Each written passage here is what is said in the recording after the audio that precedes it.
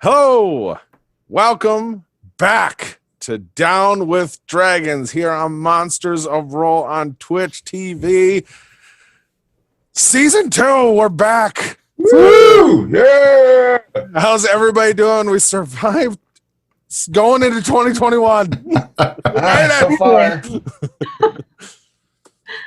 Hope everybody had a great holiday season. I know we've all been busy and getting ready, but also doing our own things. It's good to see everybody back here on our own little Brady Bunch squares. I missed all of you. And we missed all of you guys there at home. So hello, everyone watching on the internets, and also hello, future people. So we have very brief few announcements. Yes. Killian. So on February 28th, Dungeon Patrol is back with Don as our new DM taking over for Jerry.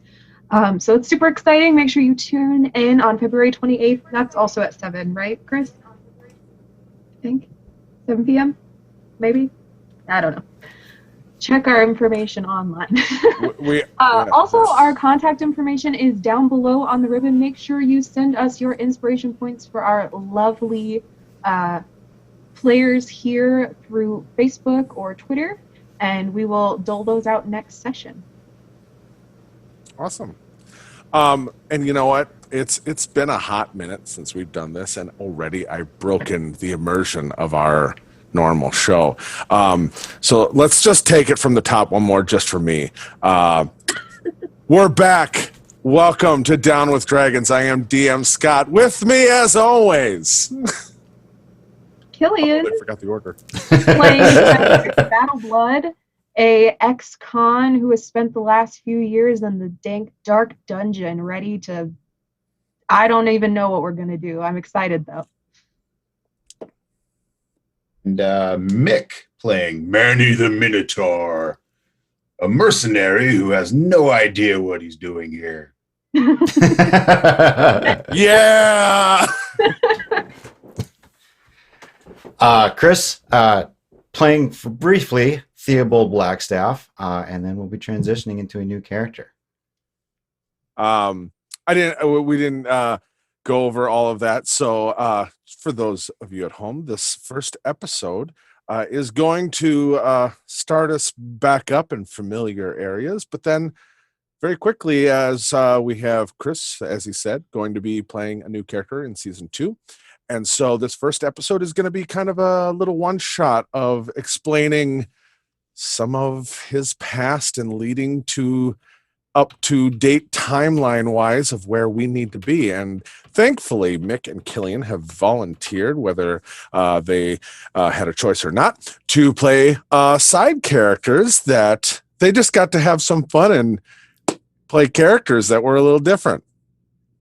And the next 2 episodes will also do the same. Everybody will get to have a little fun being characters that is not their normal character as they transition into the full scope of season 2. So, that being said, we re-enter this world of Karat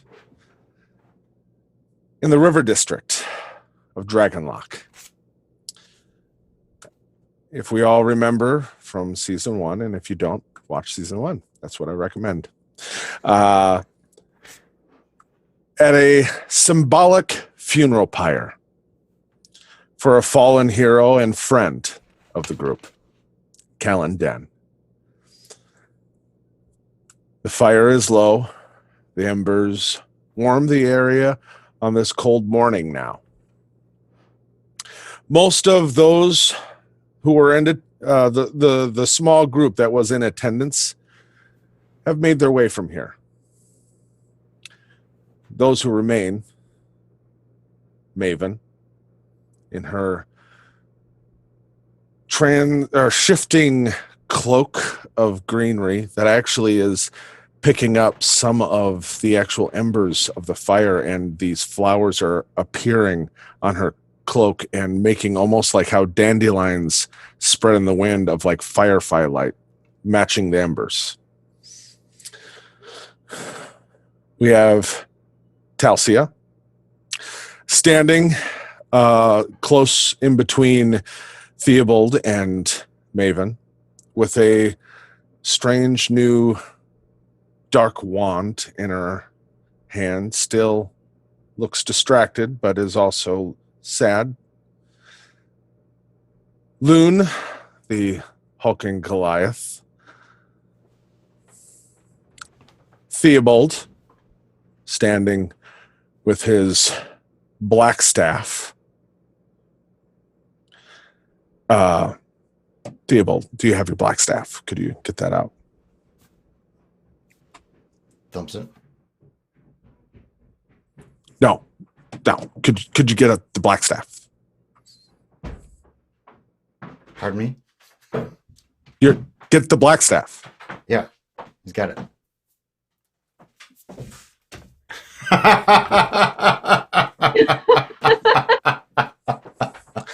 This is a little thank you, something for all your work behind the scenes that we wanted to give you. Thank you. This is awesome. Hope you like it. I did conspire with your wife to get this to you. Yes. Thank you very much. Oh, that's awesome.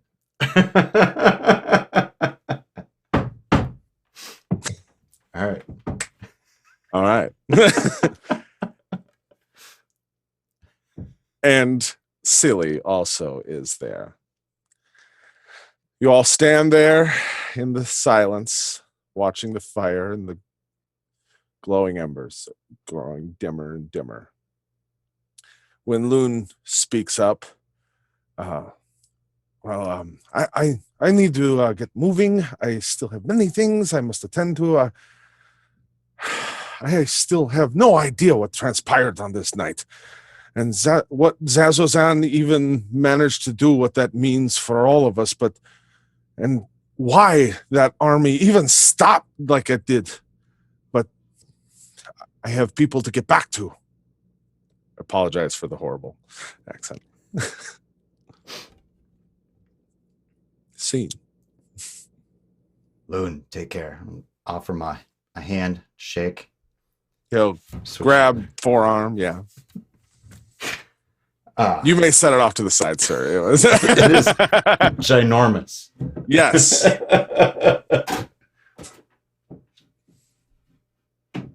gonna do it without knocking anything over. That's awesome, Scott. But Beautiful. Loon, where are you off to now? Back to the Deadwood. That is where my responsibilities are. Fair enough. You got the earring? Oh, that's silly. Me, he'll take it off. Hand it over to Telsia. Oh, and she'll kind of, in a half daze, kind of like, thank you. And she'll put it in. That said, if you need us, just send the word, Loon. But of course, I have many people behind me. And he'll nod to you, Maven, and Talcia, and then kind of in a still quizzical look at Seely, and then just kind of make his way. You all there as he leaves? Maven, Talcia, Seely, and Theobald. You have the moment. Maven, what are your plans?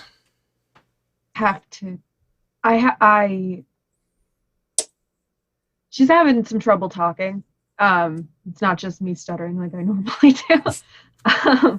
I have to, there's something I have to go.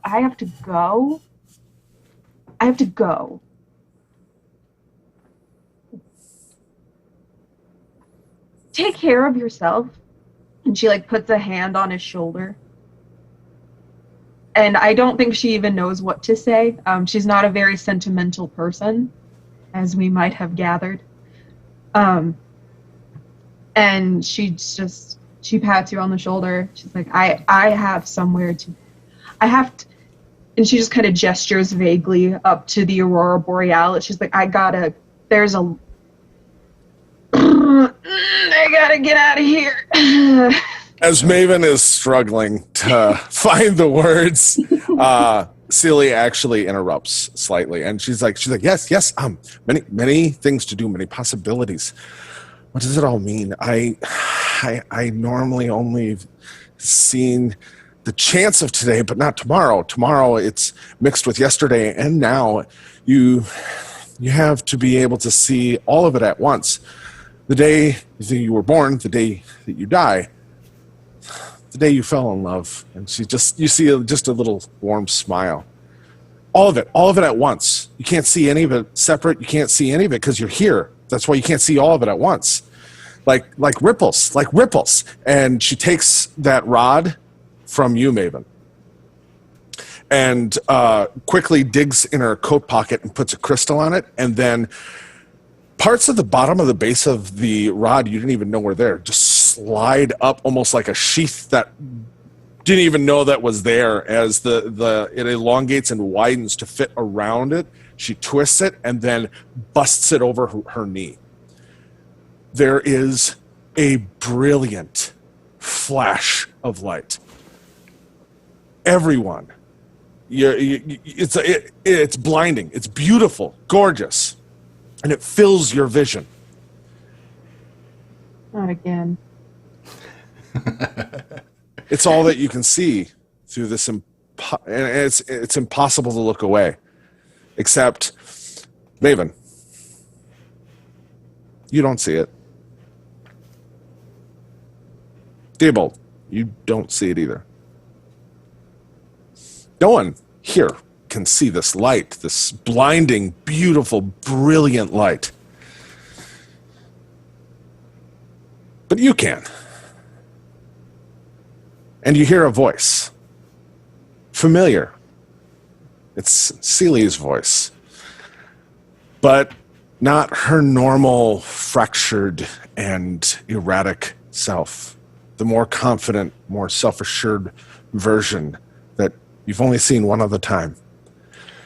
The Celia of old, before she made her choice. You hear, hello. Yes, you. I'm speaking to you, sitting there watching on your scrying devices. You have been watching this world and the story of our heroes unfold in front of you. I could only speak to you in this fashion like this. My mind is no longer what it was. A price I paid. You have watched the adventure, the struggles, and the loss of our heroes and the choices that they have made. But much has happened that you are not aware of. You could not. You were too close and only watching in the moment. But time doesn't work like that. Time is all happening at once. The past, the present, and the future, with all their many splendid and horrifying possibilities. And our choices reach out across time like ripples on a pond when a rock is tossed in. That's what I need to show you. That's what you're here to see now. Let's take a look and follow one of these ripples in the water of time back to when the stone was tossed in.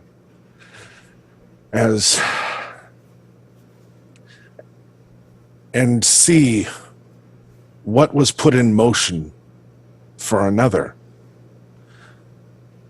And another hero whose path is destined to interact with our already familiar heroes.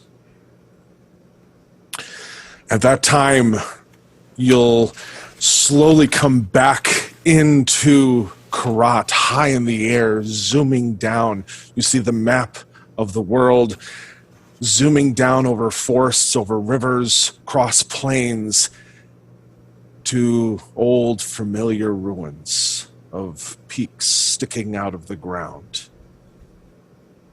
of a long forgotten ruin of Alandol.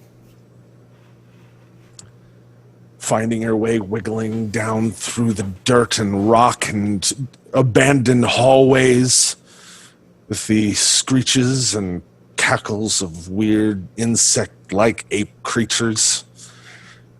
Through a hall of stone armies, you'll see a large, dark, cavernous room with a singular thin bridge leading to a platform with a pulsing, glowing artifact that sits at the center. Figures surrounding it. Theobald, Loon, Talcia, Gret, Bishop, and yes, Callan. All stand around, looking into the darkness, studying an artifact, deciding what the next thing to do is. And as discussions and arguments are had, eventually, that pulsing artifact is removed. The pulsing cube pulled out. Little did they know, they tossed a stone into the fluid of time, making ripples that would affect other things around them as they made their way, leaving this place far down below, where who knows how far down that cavernous room went. The lights might have just went out. That is where we're going to join tonight as we zoom down this long, deep, dark, cavernous ruin into a hidden from the sunlight subterranean city. Within, deep, dark caverns and hallways and creatures all around that live. There is a person sleeping, dreaming, or having a nightmare, depending on your perspective. We find Veit sleeping on the ground inside of a prison cell made of carved out stone in the dark. The only light there from the glowing bars that have these wicked carved and cast edges to them, and a shimmering light that just pulses through the metal. Also dimly lit torches further down the halls that don't do much for illumination within this room. Inside that dream, that nightmare, Veit sees the same thing he sees every time he actually manages to sleep and dream. He sees the events that brought him to this place. The adventuring party that was looking in to maybe explore these ruins, find some artifacts, cash in. But it always ends the same, no matter how the dream begins. Screams in blood. Watching family die, one at a time. Whether it be over the hours of being hunted above ground, whether it be the years of torture within this place. The hunts as Helen dies next to him as they are hunted. Or a flash to Grimmart, who died on the surface at the initial attack. As these images and flashes, screams and blood, Veit tosses and turns. And it always comes back to this dark prison, to this place where all the vile creatures call home. Veit, you wake in a cold sweat and a choked scream still in your throat. But you still hear an echo in your head, whether it be from the dream, delusions, from the torture, or memories of hope you had in the early days. You hear a very familiar voice in your head. Veit, I haven't given up. I'll find you, Veit. Quincy's voice. You are awake, still in this dimly lit cave, with the bars as the only illumination, other shapes and figures in the dark. Very quickly, as you cut off that scream in the dark near you, you hear Alberic. Are you okay? Just another dream, cousin. Aye. How's Orsic? Still the same. Sick. Whether it be from them or it be him. But it affects his mind still. What does Veit look like? Describe Veit for everyone on their scrying devices at home. Veit is a short, like 4 foot something, powerfully built dwarf, but emaciated. We've been down here 10 years. He's on very cruel treatment, so just kind of dead eyes a little bit. He doesn't look good. One hand is blue from the forearm up. And he's got crude kind of tattoos all over his body, shoulders, arms, of other dwarves in various situations, basically fighting things off, being killed. These are tattoos that his step cousin Orsic has marked on him, remembrances of his family members, his brothers and sisters and cousins and step cousins who have died during this this grave robbing expedition. You can see he's very close to Orsic, who's just in a ball in the corner of the room. Even trying to sleep, you can see just kind of rocking. And he looks over at him and looks at you, and I don't know how much longer he's gonna make it here. We've kept him going as long as we have, only by luck. Veit will nod and right. There's no hope at this point. We can hold on another day, just like every other day. Veit will look around. Any new additions to the prison cell here? Is it the same motley crew as when he fell asleep? Yeah. You look kind of around the room, and where do we start? Manny, you're trying to sleep, but these dwarves keep talking. What does Manny look like? Manny is a russet-colored minotaur, black dark horns, some reddish accents on his hide.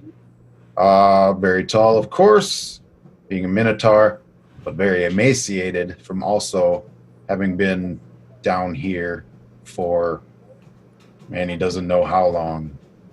Long enough to forget, yeah. Yes. However, to be awoken by the chatter of dwarves and hear about it being another day, Manny's got a special perspective. So he, instead of being upset, he would yell out something like, "And a fine day it is." You can just hear, just like, because there almost seems to be a positive note in that. Ulbrich is just, oh God, you know. The dwarves have probably heard that hundreds of times by now. Oh yeah. Every day. Just cheerful affirmations where there should be misery. Every 30 minutes, way someday. to hang on. Fenris, you hear this normal, and here's the thing. Who knows if it's morning or if it's been only a couple hours since the last time someone just spoke enough to alert others, especially Manny, and just you get that response. What does Fenris do, and what does Fenris look like?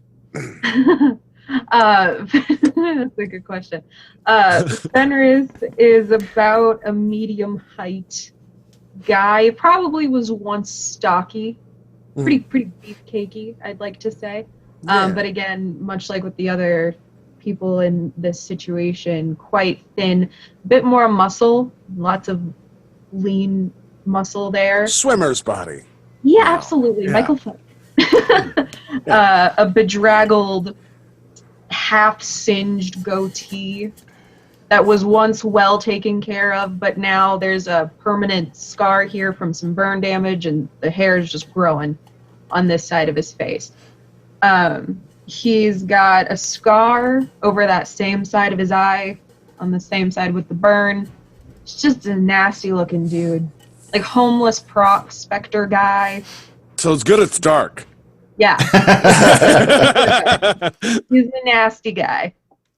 Fair. A little stinky. So Fenris the scarred and stinky. Yes. Here's Manny's positive proclamation of the new day. And you're at it again, are you, Manny? You hear Ulbrich he's like, don't engage. It'll just make it worse. You know, every day is a good day, too. Every day's a day, that's for damn sure, but it could be 4 a.m. for all we know. I don't know about that, but good things are coming our way. I can see Alright. it. I can see it in the lines. Etch a line on the side of yourselves, boys. It's another good day. I can't wait, pal. Thank you for that. By any chance, are you measuring time by the lines of growth in your horns, or like, what are the lines? I gotta say, I'm sorry if I'm asking. I can't help it. How? I'm glad you asked for probably the 100th time we've been together. It's a wonderful thing because as I've been staring at these walls, lines of magic have been talking to me. I just look deep into the walls and they just form patterns. I don't know what they're saying, but they look pretty cheery.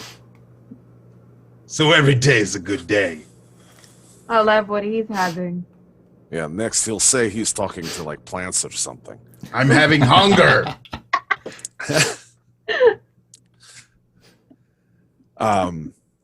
Which at that note, you kind of all realize how hungry you are. Just bringing that back up and just wondering if Again, you're going to the get fed great anytime. horned one. Stop talking about the foods. In my broken common. You would love me to stop talking about food. I know you're all dreaming about steak right now, and I'm a vegetarian over here. It's not right. Nobody said anything about steaks again. You and your steaks. You said steak twice right now. I'd like to carve a steak off him. Bison on the menu. Very neat and tough and ornery. Is there a water barrel or anything around here? Go get a water. The closest thing you've got is actually there is one section of the wall where there's just the slightest crack where some water very slowly leaks into a small little pool. Veit will go over and scoop up some water and splash his face a little bit, and then get another handful and take it over to Orsic and try to get Orsic to drink a little something or drip some water into his mouth. Just to let you all know, you've been down here, and I feel I'm being very gracious. You all have a level of exhaustion because that's just a thing you live with at all times. So make me a persuasion check there, Veit, with disadvantage, because it's also Orsic and all of his normal crazy. Sure. As you try to get him to actually drink a little bit. First roll of season 2. I am on track. That'd be a 5. Yeah, and as you kind of, it's like kind of gently touch his shoulder and get him, he'll just kind of fling his hands. He's like, fire! No, fire! No! Oh, I'm sorry. Pat him on the shoulder. Talk to him quietly in Dwarvish. It'll take a little bit, but he's very, like, this is a thing where you never know what you're going to deal with him. And you see Albrecht just kind of shake his head, and you can see you two have had the discussion quietly in the night. Fenris, Manny, even if they tried to keep it private, this is a small room. You've heard the conversation of, would it be kinder to just put him out of his misery?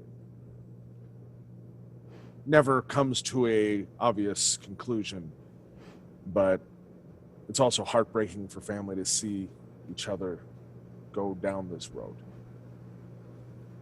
And as you kind of look over at Albrecht, and just, you can see the thought flash across his eyes as you're trying to calm him down. The light from the bars all of a sudden just...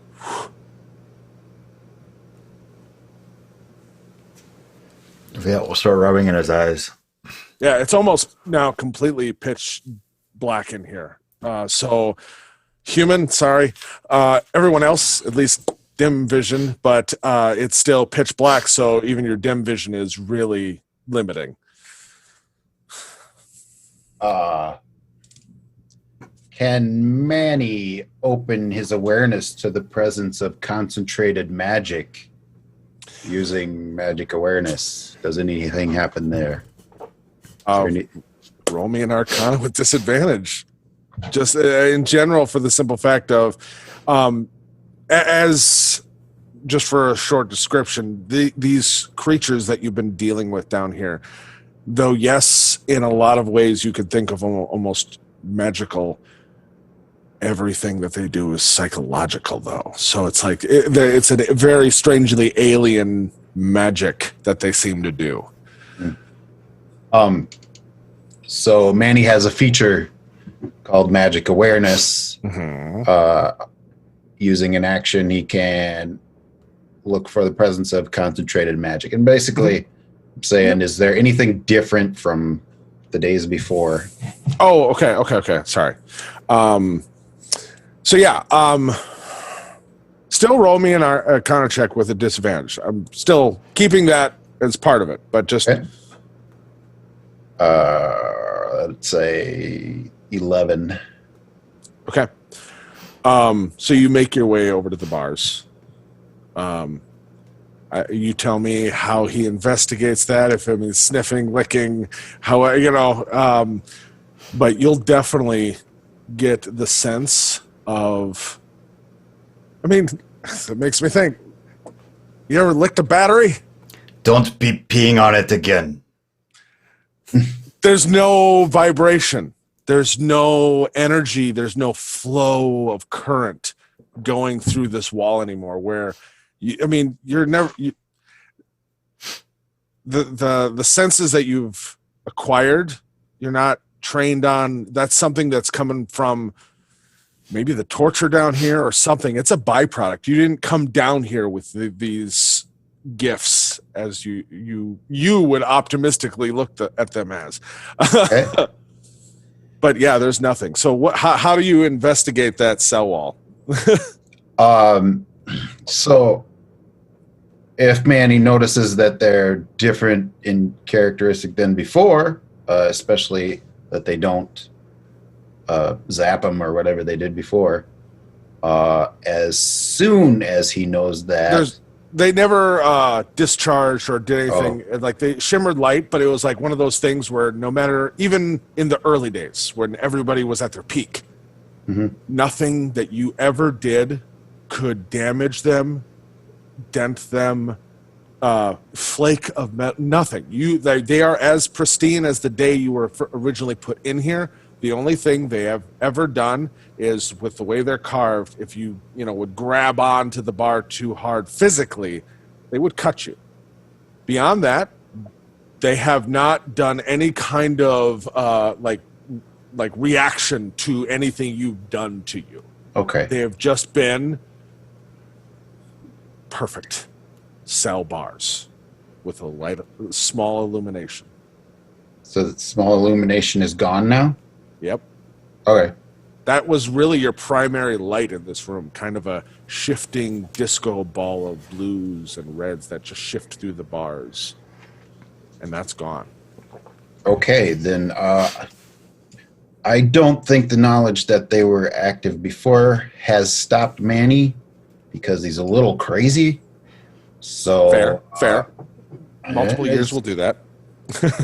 He's just going to throw caution to the wind and ram the bars. Here we All be right. going again. Yeah, Vet, are you basically just like they're screwing with us type thing? Yeah, basically. Okay. It just doesn't, right? He hasn't made that jump. connection. Okay. He just thinks Manny's going to be busting his head against the bars again. So Yeah, no, that's fair. That's fair. Which you've probably Yeah. seen him do plenty of times. almost as often as it's a good day. It is a good day. So roll me an attack, I guess, on the wall or the cell bars. Right. God, I missed you guys.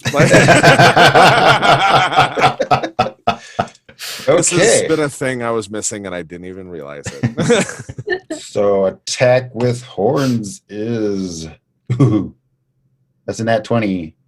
Viet may That's- grab Fenrir's shoulder and pull him back out of the way so he's not getting trampled as Manny's backing up and throwing himself at the thing.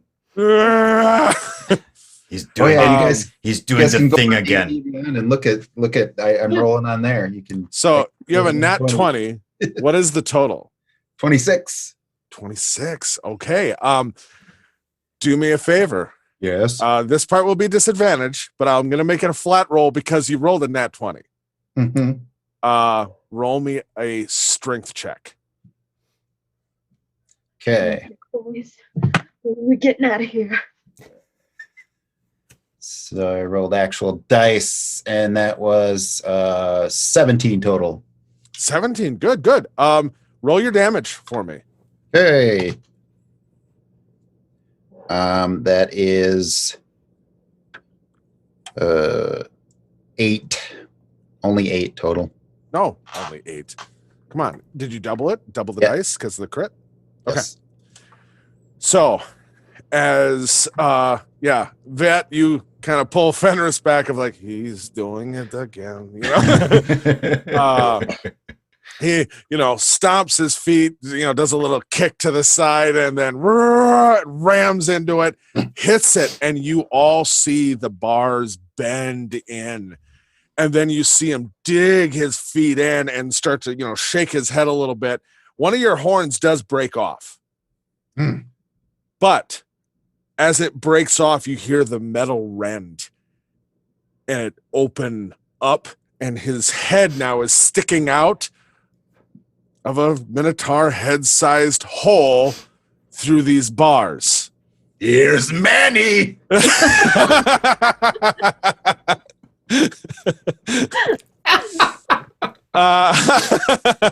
Viet's grip on Fenrir's shoulder probably just tightened involuntarily.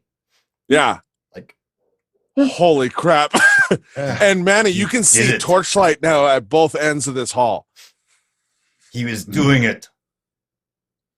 I'm doing it. Peter. You're doing it. It's a good day. Mick, I'm giving Manny inspiration for that. Just that. Here's Manny. Like, you can use it for this episode.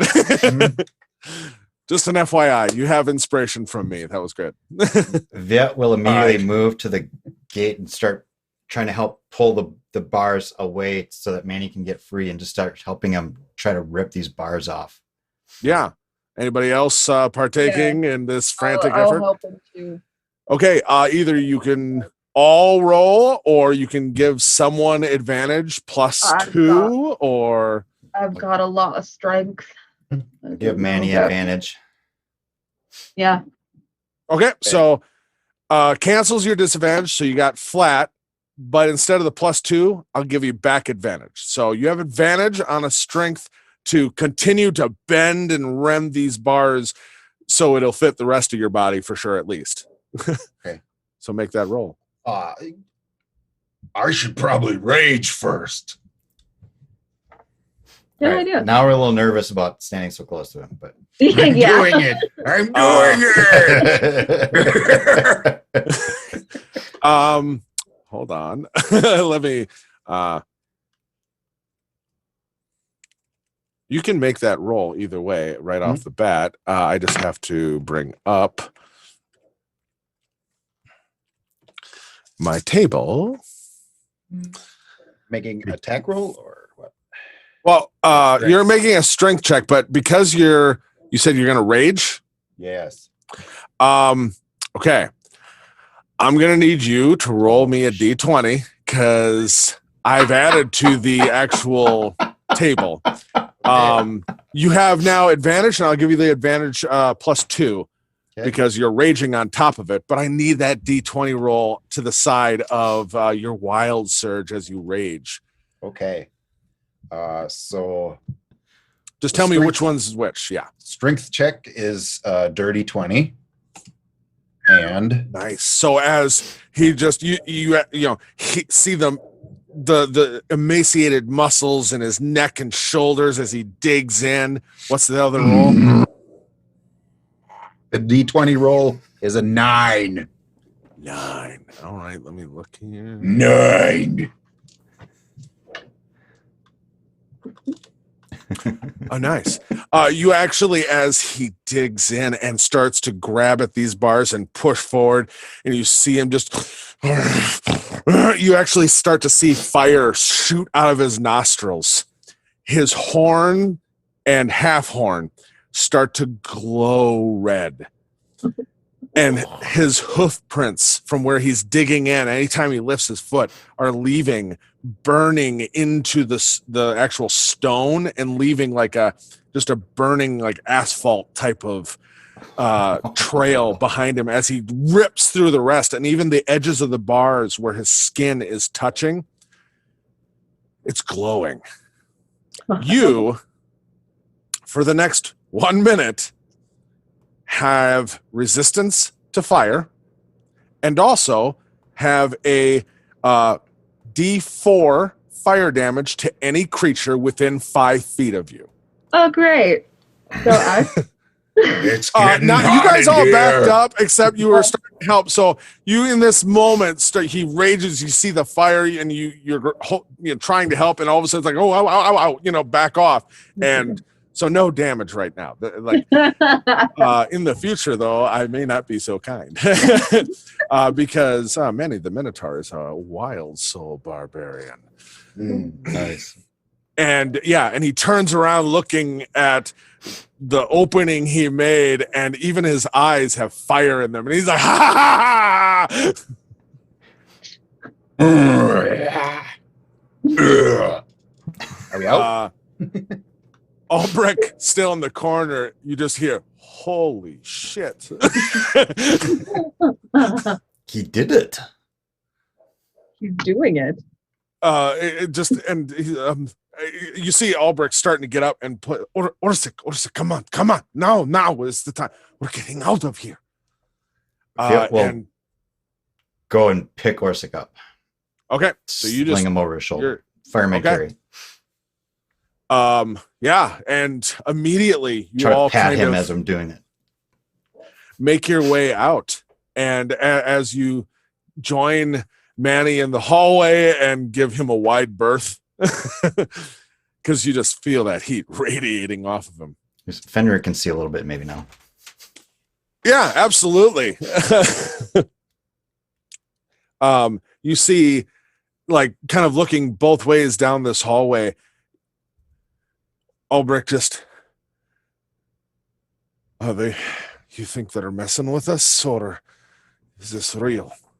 It doesn't matter. We need to go.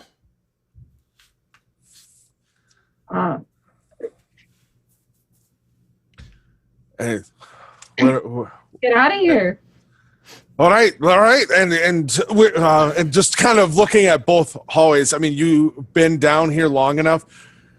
Both hallways lead to different things. One goes deeper into definite different chambers, openings, hallways, torture rooms, but also leads deeper into the actual structure here. And like, there are rooms with storage. There's all kinds of, there's even more prison cells deeper in. The other way, is the way they always take you if they're going to lead you outside for their hunts, where they hunt you until, like, to the point of they actually enjoy it if you guys can manage to fight back and kill one of them, but they're testing you all the time. But it's technically deeper into the outside caverns, though they must know them fairly well too. Which way are you going? Albrecht, everybody's kind of looking at each other like, Weapons. Weapons. Let's go in and get weapons. Get the weapons. We have some idea that there's weapons or any such thing. You've gone down, like, over the years, you've definitely seen there are storage rooms where, like, they brought prisoners, people who die you've seen them literally drag past you, people who were from the surface fully dressed in armor and all that, and the next time you see them, they're not. You've seen the rooms that have literally piles of just stuff. Like, they're down there. So you could easily, so yeah, logically, there'd be a good direction if you wanted to find supplies. I think Manny would be inclined, if it's relatively close, as far as he knows, to go smash some of the torture implements or something. Okay. Roll me an intelligence check. Disadvantage, though, for Manny. Just with the exhaustion. Really, all ability checks right now just assume disadvantage. All right, I got a 12. 12, okay. Yeah, going, ironically, as you're not sure and thinking about it, it's like, I don't know if it's close enough and all that, there's a part of you that is like, yeah, it's like 52 steps that way to the left down that hall, down a flight of stairs. Second door to your left is a storage room. I'm not sure what's all in it. I haven't been in there, but I know 42 steps further down there is a room that I have been tortured in many times. Smash! So yeah, he just, and you see the hoof fire trail as he goes deeper, agreeing with your sentiment for supplies. So heading that direction. Smash! Yeah, if there's anything bulky I can grab for a shield and weapon, then I will, but I want to smash. Okay. We'll look at Albrecht and make sure that Albrecht's on board with this plan. Albrecht looks a little hesitant, just because right now out sounds really good too, but at the same time, it's not dumb to try to get supplies. So he just kind of, there's that moment pause, but then he's going. He's following Albrecht. Keep an eye on him. Keep hold of Orsic. Okay. So you make your way down make the turn down the flight of stairs, and you hit the first door on your left, and immediately just hit it with your fist, Manny, and the door wasn't even locked, and just boom. And there's crates, and there's leather armor, there, like all in various degrees of disrepair, but there is stuff. You can literally pick whatever you like that are mundane items. A lot of it, like literally all of it. The only thing I'm going to say is when you pick your thing, just roll me a d20 for the things you want. The major thing, like just say armor or weapon, whatever it is, and I'll tell you how durable it is, whether or not you're aware of how durable it is. So, all right. When Manny sees that, he's still raging. So the crates and piles of weapons, he will charge into them, just to like, spread them all over, break the crates open. Yeah, smoldering pieces of wood and slats, and just and just to get his blood rage still going at a fever pace. There's a wizard's robe that just goes. All right, so I don't know if I'd catch the wood on fire, but all the edges of the wood are all I mean, your feet are lighting the stone on fire. All right, trust me. Nice. Okay. Fenrir, you have torch now. Yeah, you can pick up Fenris a piece of the wood slats from the crates, and he's like, "Yeah, torch." Manny would be looking for a shield. Okay, shield. And mace or axe. Either are an option. Okay. Manny likes the mace option. Okay. Make me quick rolls. One for each. 10 for shield, 18 for mace. Okay. You find a very serviceable mace. No issues there. The shield. I am going to write down.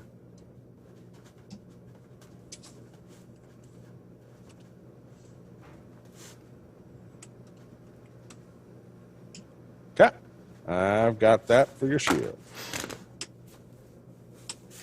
All right. Who's next?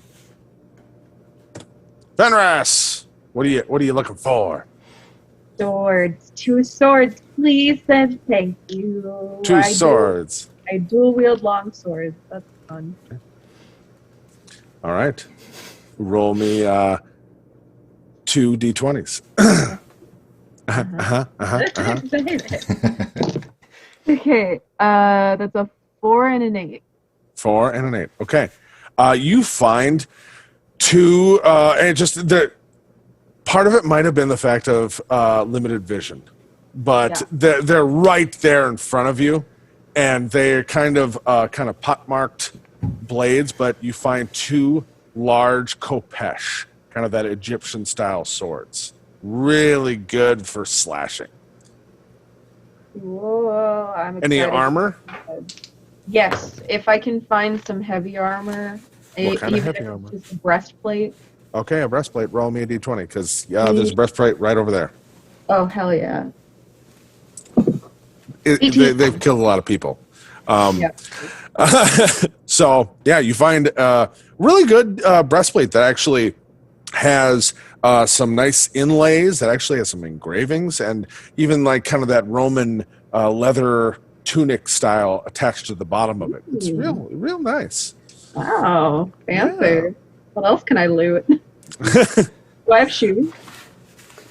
You're barefoot. You're all you're all loincloth and Yeah, I want to find some shoes, and I think no pants. I think that's a choice.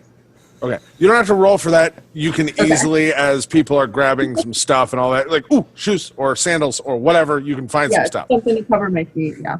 Yep. Yes. Yet. How about you?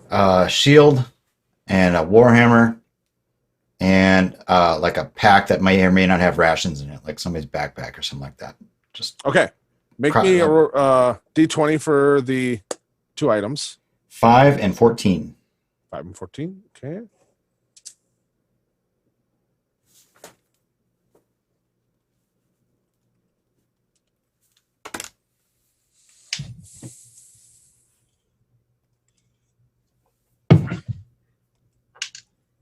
No pants. Oh, you can't see it because I have a green screen on. I wrote no pants in all caps on my notes. No pants. No pants. And Veit is fine running barefoot at this point after 10 years. So Yeah. Very calloused. All right. Albrecht will real quick. He just barely looks around the room and he'll find just a maul sitting near the door and just kind of grab it, throw it over one shoulder, and he's satisfied. I mean, as well, not looking for armor, not looking for that. Make me a D20 luck roll for that pack. 3. You do find a bag, but you rolled a 3 for it already? Nice. Okay. This is a luck roll, and he was the one looking for it. So, Quick, rub my head. rub my head. Grab the longer part of the beard. The other part's not so lucky. My wife says it was lucky. You grab a bag, you kind of open it, and just in that quick moment trying to grab it, does look like there might be some rations and stuff inside. Unless you want to spend time in here. Nope. It looks like it's serviceable. Tie it to my belt and go over and strap the shield across my back and pick up Orsic again. Okay. So, boom. So, Manny, the fire wanes. Your eyes dim. You still got, Fenris, you still got a piece of like the boxes that I've got a torch. You add some of that wizard's robes around it. And, All right, As keep going. As you should. the man Starts burning with a in weird fuego. Yep, your fire's out. All right. Just in the time getting here, going through stuff, putting on some armor quickly, or not you didn't, but other people grabbing stuff and all that. That starts to go out, and you're no longer leaving a fire trail. All right. Okay, so now that I'm not raging, I'll probably look around and gather my senses and see how everybody's doing. No pants, Fenris, and Punk rock, dude. Pants are just a suggestion, like roads. Exactly. Or prison bars. Exactly.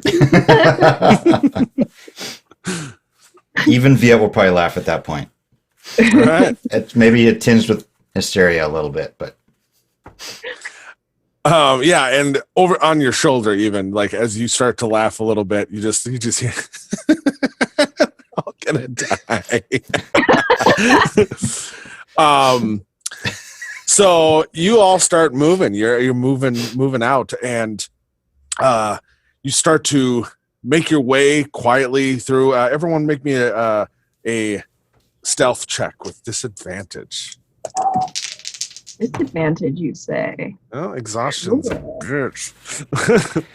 12. Manny got 18. Nice. Ooh. Evan. All right. Orsic got 16, and or Ulbrich got that. The Orsic got the 2. His laughing hasn't stopped. Yeah, and as Fenris is kind of like still adjusting, and like the The no pants thing was a great idea aesthetically, but as you're going and like kind of some of the leather tunicky part, it's just like just hitting the wrong way or something, and you Shaping kind a of little bang. bit. Yeah, you bang a sword against a wall. You know? Yeah, you got any water? It might be helpful. you all make your way reasonably quiet, and as you kind of hit that edge of where they normally would open the doors, and you quietly kind of start to move and open the doors, and same thing, there are cell things, cell color portcullis that would drop down that isn't glowing, and when you get up to it, doesn't even require a strength check. Like there's nothing holding it down, and so you can almost one-handed lift it up. Start to make your way out. You start to hear deeper within the same thing that precede any of the torture, the questioning, the illusions. You just start to hear inside your head the whispers. Gdonia Mishluk. Go that way, go this way, over here. What's going that way? Help! Hey. It just starts to, in flooding of languages, and they're coming. You can feel it. What do y'all do? Albrecht, let me just roll for him. I'm curious. He's sticking with you guys. He's holding strong. He's just kind of like, we need to move. We need to get going. They're coming. We are running now. And Albrecht will even look over at you, Manny, and he's like, well, you've done right so far. Which way do we go? I told you it'd be a good day. It's a freaking great day if you can get us out of here. I had to be right sometime. Manny will use magical awareness again and see if there's anything that might help him figure out which way to go. Okay. Looking for concentrated magic.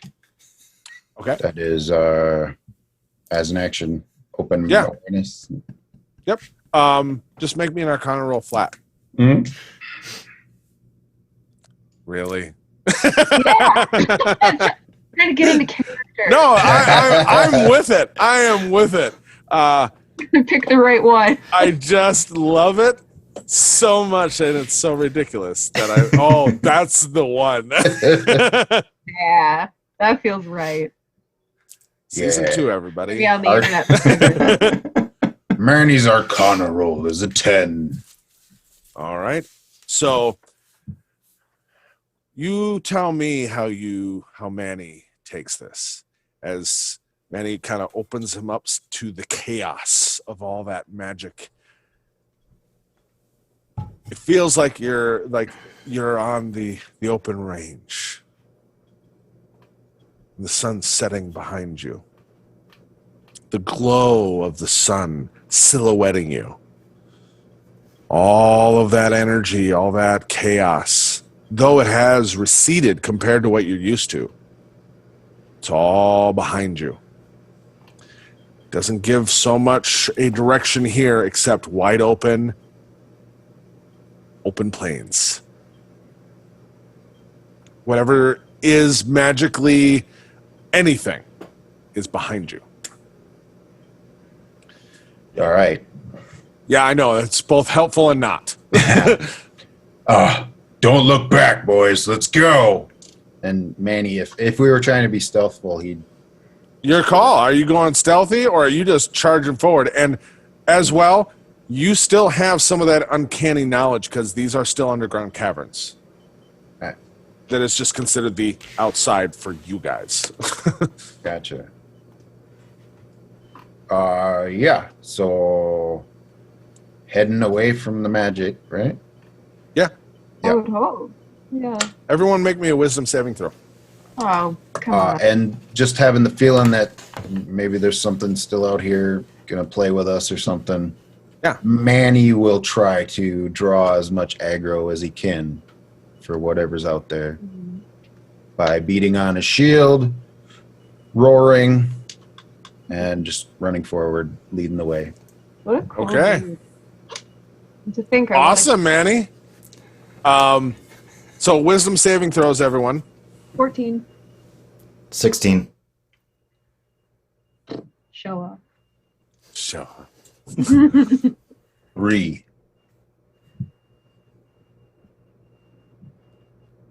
All right. So you all start to charge forward with Manny leading the way and just banging on his shield and roaring, some of it in Minotaur of just like, I don't know. There's a possibility that, I mean, to you all, it probably sounds like a battle chant. In Minotaur, it might be chitty chitty bang bang. You don't know. It sounds good though. And More of my daily affirmations. yeah, yeah. You should always stretch before. Manny, you're charging forward. You start to hear some of those echoes, and over here, come here, this way. Danger, don't go that way. Come here, and you just shrug it off as you are shouting.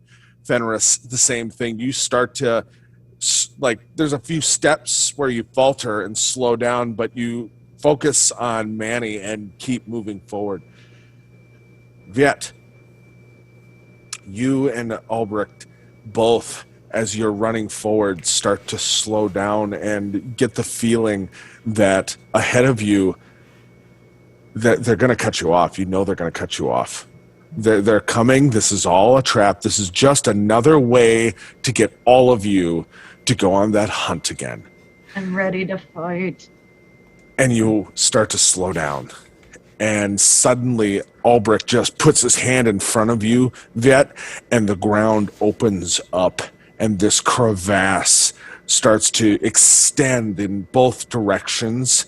And 15, 20, 30 feet separating you from Fenris and Manny, who are still running forward. And you just see this drop, and then fire start to bellow from down below. And his hand is on your chest, and he's just like, I knew it. They're here. I knew they'd find us. Manny, Do we notice Fenris, that they're behind? roll me a perception check with disadvantage. But don't worry, it was already going to be bad. It was already going to be bad. Yeah. That's a 2, my friend. Woo! My eyes are closed. 14. 14. Okay. As you two are both running forward and still charging, Manny, you can, you're almost waiting because you've said these same things. They should know the response to some of the things you're saying, whether they know it or not. There's a chorus and response, and you kind of stop to turn around and, hey, and Fenris keeps running straight past you, just like, yeah, we got this, and you see Albrecht and Veit with Orsic over his shoulder, and they are stopped, wide eyes looking down at the ground.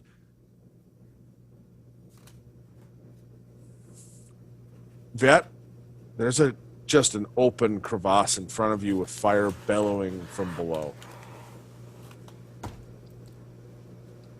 Veit has no idea what's real, what isn't.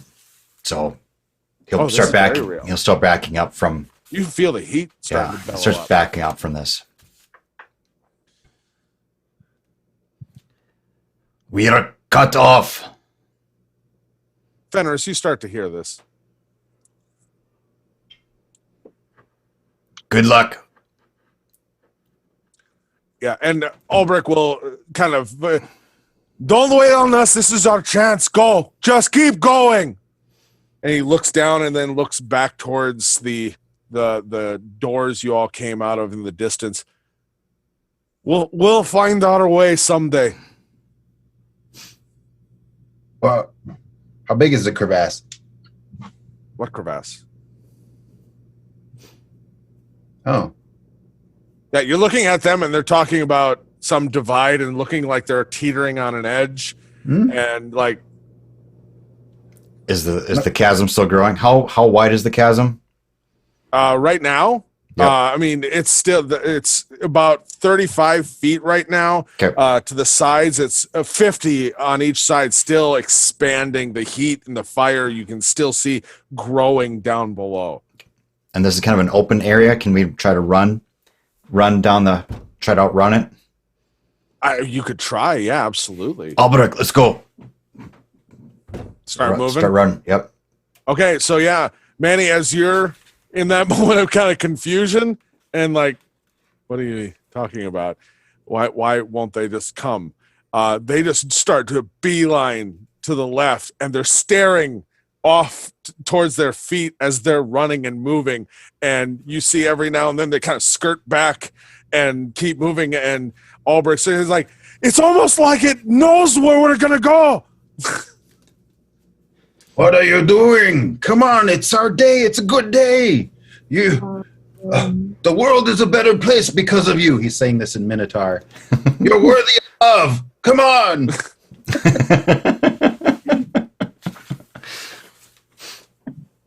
I'm proud of you. You can do it. I'm proud of you. At that time, I need, because you guys are beelining it. So what's the distance? Oh, perfect. I need everyone. Oh, everyone except Albrecht, because he's leading that beeline to the left, to make me a intelligence saving throw. You're picking all the ones I'm not good at. Wow, it's almost like I made these to torture people. What? Huh. Huh. I think you might run this torture camp, Scott. Veit has a dirty 0. Oh, you just wrote that. What'd you say? Veit has a dirty 0. It wasn't a natural 0. It was a dirty 0. Okay, fair. 13. 13. What did Fenris get?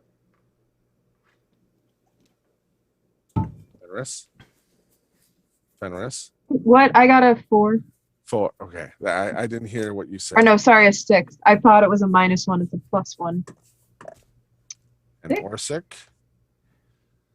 got disadvantage. Or no, it's just a save. That's straight. No, ability checks and saves, right? Exhaustion. 1 level. I think it's just ability checks, right? Ability checks. Okay, Mm. maybe. Is it? I should know. I should have it up. I should just have it up. Oh. Let me be irresponsible. I was going.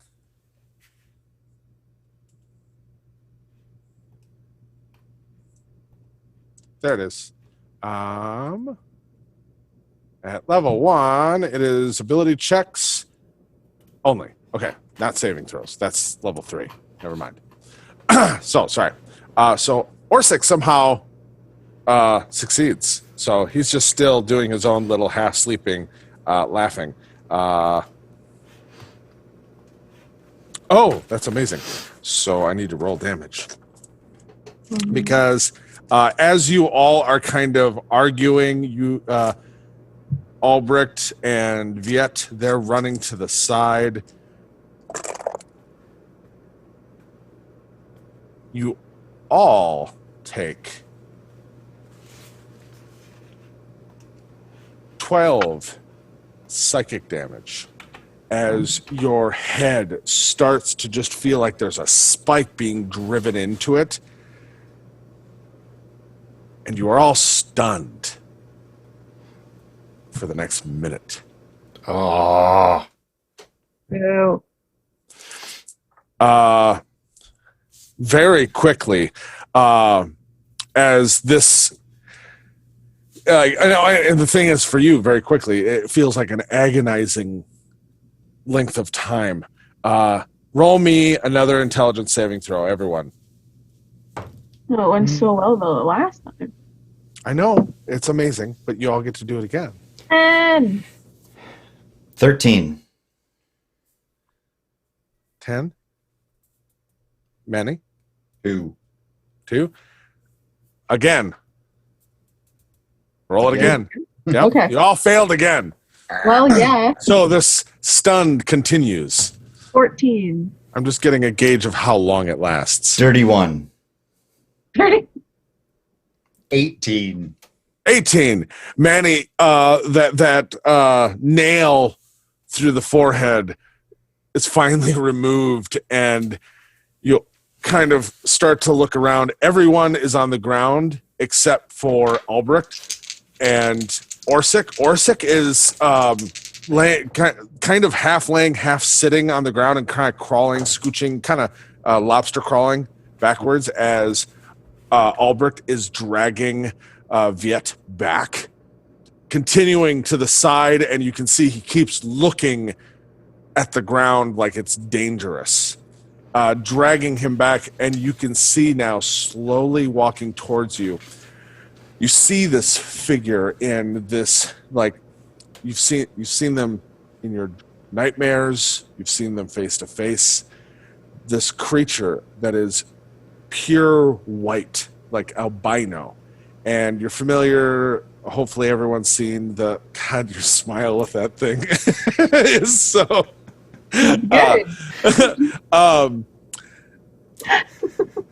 You've seen like Predator with the mandibles that open up. A full, almost. It looks like someone wearing like a leather face mask, but then it opens up. And there is just almost think how a whale has those straining. Yep. The cilia. Yeah. No eyes, just a blank white forehead that has these patches of blacks and reds through the skin, wearing what looks like, at first look, dark leathers wrapped in just strips all around it. But you have seen them after they have killed people on these hunts take the skin of your friends and add them to their cloaks. Walking from the doorway you just left, about 100, 120 feet away. And the only reason you see them is because the torches that silhouette them. One figure slowly moving out. You are the first one to break your stun at the end of your turn. You actually get a turn. So what would you do in that reaction? Let's say it gets back, you're first in that initiative, let's say. I'm looking at my compatriots. What are you doing? Let's go! And then as soon Fenris is right next to you on the ground still, like horrible ice cream headache. I'd probably start to try to pick up Fenris, but seeing this creature, I need to go hit that thing.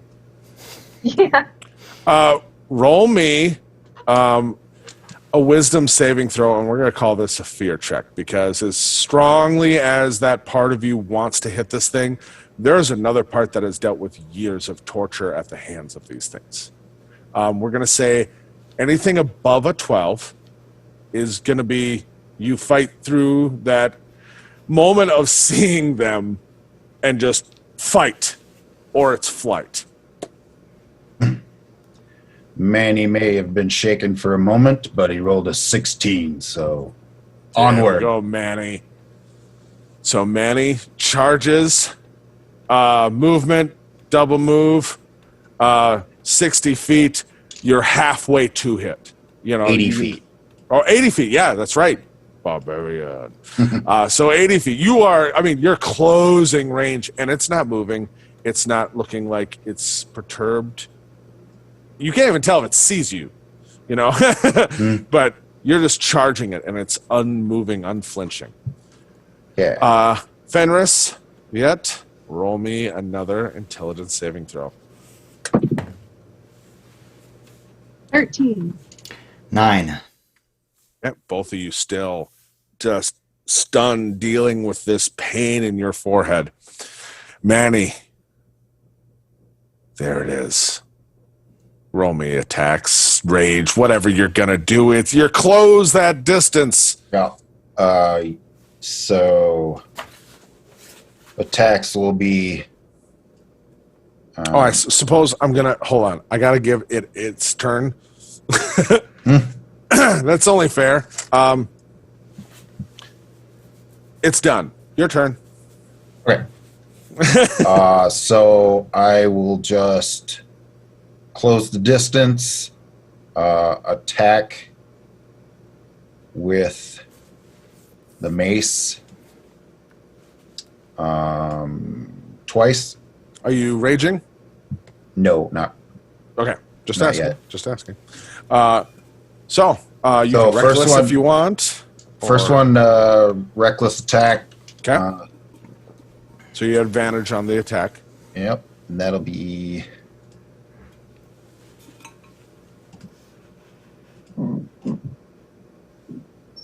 a 22 That will hit. to hit. Yep. Damage or roll the other attack. Either or, your choice. Okay. Excuse me. So first reckless attack, a damage. Sorry.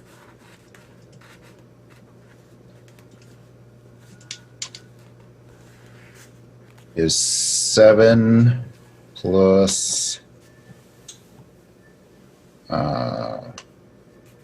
Yeah, 7. Okay. Okay. Second attack to hit is just 7. Does that hit? 7? No. Okay. 7 does not hit. I'm sorry. All right, and then as my bonus action, I will use hammering horns to try to shove the creature 10 feet away from me. Okay. If I can maneuver around it and shove it towards the rest of the group. You would have had the movement if you want, just kind of in the first hit and then going for the second as you missed, kind of move around and then ram in. Absolutely. Okay, so DC 14 strength saving throw for the creature. So this is just a straight roll. It's, for this particular brand, it's not their. Yep. Nope. You push.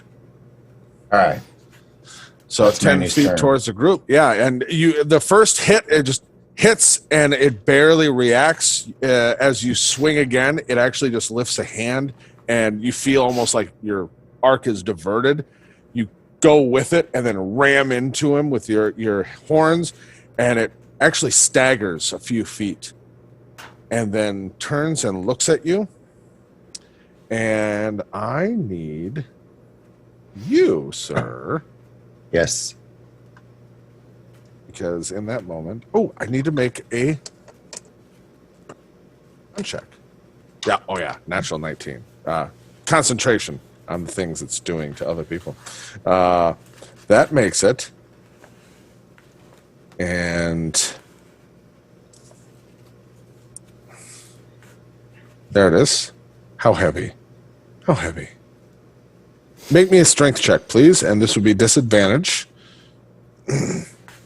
And it makes, with advantage, this.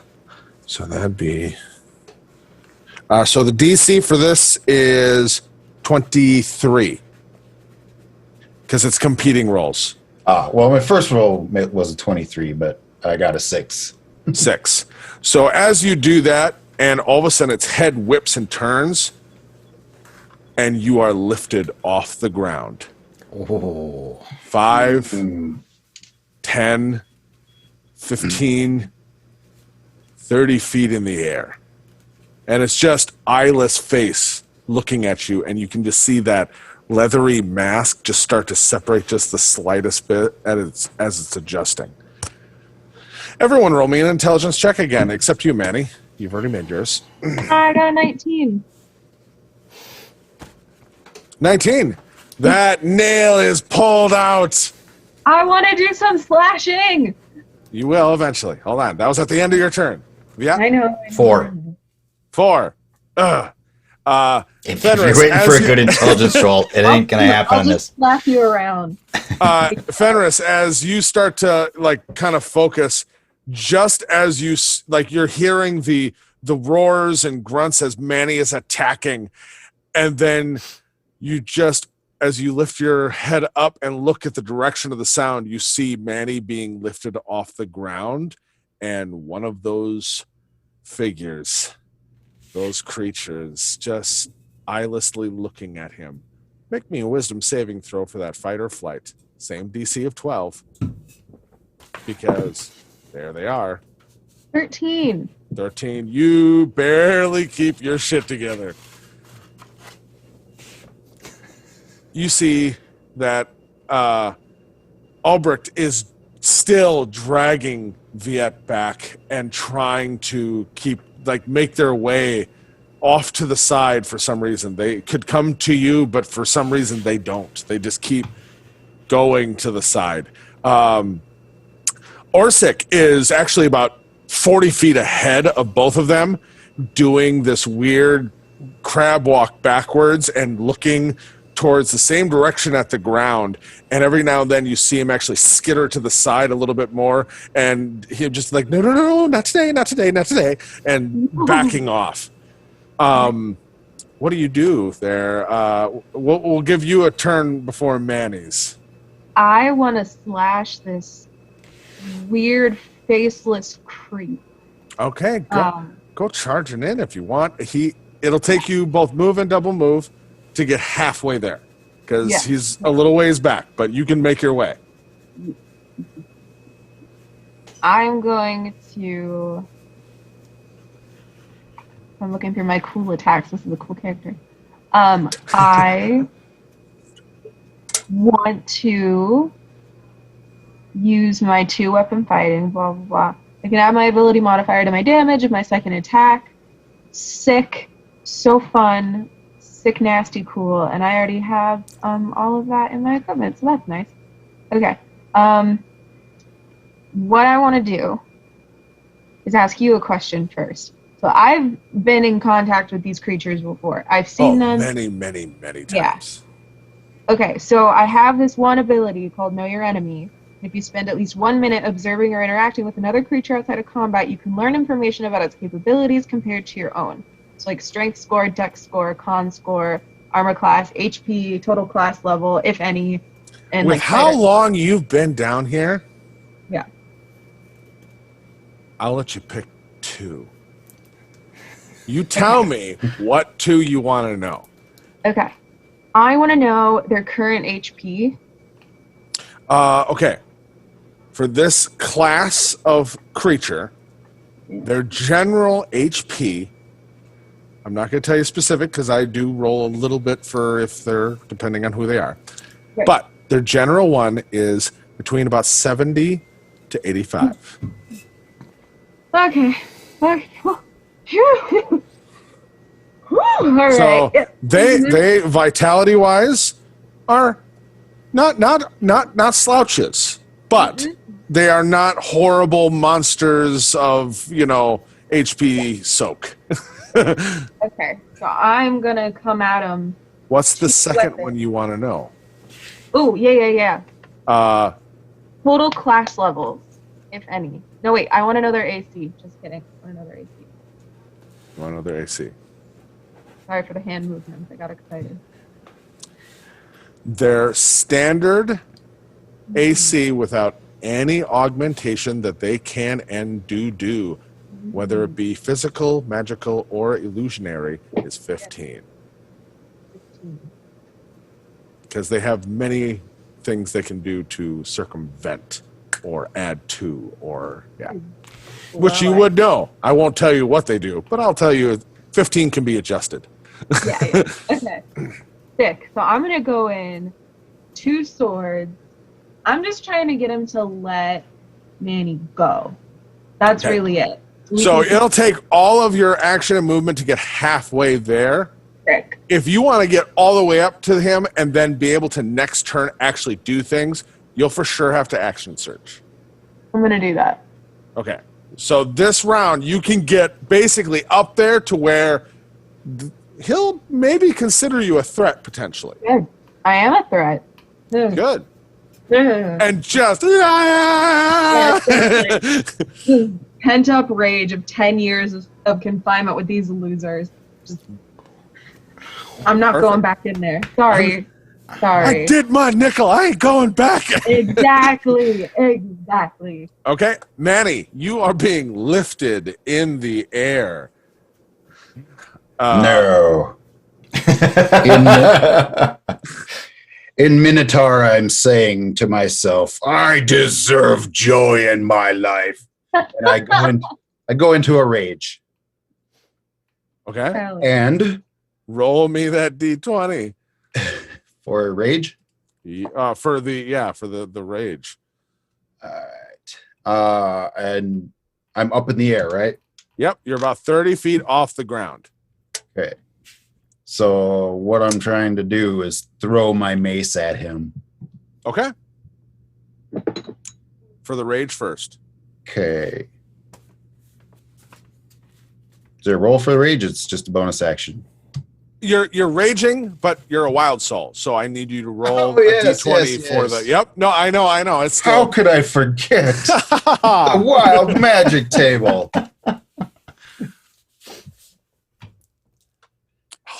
That is a 6. A 6.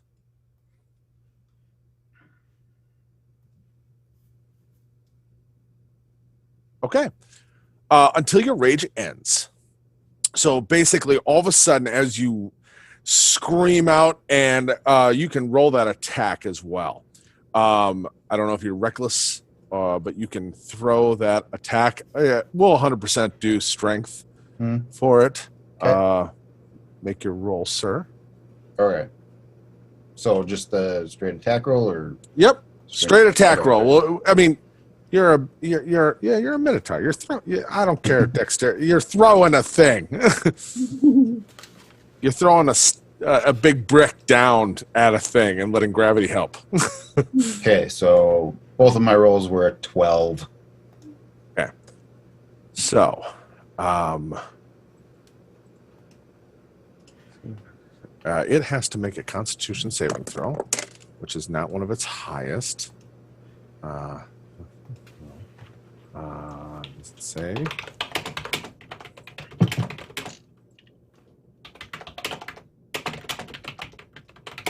What would for you? Your DC is 8 plus your proficiency plus your Constitution modifier. So 8 plus. Is it So 3? 8 plus Plus 5. Oh. 13. Yep. Okay, so it makes it save, but it doesn't stop happening. So you have a +1 now to your AC, FYI. Anything within 10 feet of you also gets a +1 to their AC of your allies, not all creatures. And as you throw down your weapon, just trying to hit it, you see one hand just come up, and you see it go right past his head and slam down. But as you're roaring, as you let it go, this almost torrent following the arc, all these firefly lights in multiple colors start to bellow out and surround you. Ooh, Giving pretty. you plus giving you your AC, plus adding a little light to the area, and anyone who's within the area now has a +1 to AC. It's surrounding you and will last as long as your rage does. We all deserve joy. All right. He's going to take his turn. Which I can move it that far. You did it. Okay. Oh, wait, I have an extra attack. Oh, do you? Yes, but I'm still in the air, yes? Yes, you are, and weaponless. Now I have to throw my shield. Fair. Strength roll. Okay.